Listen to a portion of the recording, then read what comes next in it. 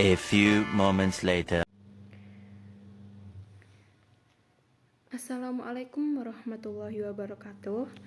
Perkenalkan, nama saya Nurhasta Maulida. Saya dari Rombel 14 dengan NIM 2408010756. Di sini saya akan menjelaskan secara singkat mengenai tata hukum di Indonesia dalam mata kuliah Pengantar Hukum Indonesia. Oke, lalu langsung saja ke materi pertama, yaitu ada definisi dari tata hukum. Apa sih itu tata hukum? Oke, definisi dari tata hukum adalah susunan hukum yang terdiri atas aturan-aturan hukum yang disusun sedemikian rupa. Dan aturan-aturan itu harus saling berhubungan dan menentukan. Yang menentukan itu siapa? Nah, yang menentukan tata hukum itu masyarakat hukum, yang artinya masyarakat yang menetapkan dan tunduk pada hukum yang mereka buat. Lalu untuk materi kedua, yaitu tentang pengklasifikasian tata hukum. Oke, selanjutnya pengklasifikasian tata hukum. Yang pertama ada tata hukum berdasarkan masa berlaku. Dan di dalam tata hukum berdasarkan masa berlaku ini, itu dibagi menjadi dua lagi, yaitu ius constitutum dan ius constituendum. Ius constitutum atau hukum positif itu adalah tata hukum yang berlaku di wilayah tertentu dan waktu tertentu. Contohnya itu undang-undang yang masih berlaku. Sedangkan ius constituendum itu tata hukum yang diharapkan akan berlaku pada masa tertentu atau hukum yang dicita-citakan dan belum bisa membawa akibat hukum. Contohnya itu RUU KUHP, RUU Perlindungan Data Pribadi, dan sebagainya. Lalu yang kedua itu tata hukum sesuai isinya. Di dalam tata hukum sesuai isinya ini dibagi menjadi dua, yaitu perdata dan hukum publik. Perdata itu seperti hukum privat. Hukum privat yaitu hukum yang mengurus antar perorangan atau individu.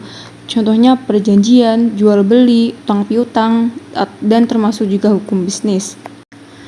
Dan untuk hukum publik itu biasa disebut dengan hukum pidana, berdasarkan definisi mengurus kepentingan umum. Jadi, definisi dari hukum publik itu mengurus kepentingan umum, contohnya kejahatan dan pelanggaran seperti penganiayaan, pencurian, dan segala macamnya. Oke, selanjutnya yaitu materi tentang sejarah tata hukum Indonesia dan tujuan mempelajari tata hukum Indonesia. Nah, lalu untuk sejarah dari tata hukum Indonesia itu dimulai dari proklamasi kemerdekaan Indonesia, di mana berakhirnya tata hukum kolonial dan dimulainya hukum Indonesia. Hingga saat ini, tata hukum Indonesia masih terdapat beberapa aturan-aturan dari hukum kolonial, contohnya KUHP Pidana, KUHP Perdata, dan KUHD Dagang. Dasar hukum pemberlakuan hukum kolonial ini antara lain terdapat pada pasal 1 Aturan Peralihan Undang-Undang Dasar Negara Republik Indonesia tahun 1945 yang berbunyi segala peraturan perundang-undangan yang ada masih tetap berlaku selama belum diadakan yang baru menurut Undang-Undang Dasar ini. Aku mengutip dari Samijo. Tujuan mempelajari hukum menurut Samijo itu adalah mempelajari hukum yang berlaku di Indonesia sekarang yang disebut sebagai hukum positif atau ius constituendum. Materi selanjutnya yaitu tentang politik hukum di Indonesia. Nah, untuk definisi dari politik hukum itu aku mengutip dari Profesor Mahfud MD.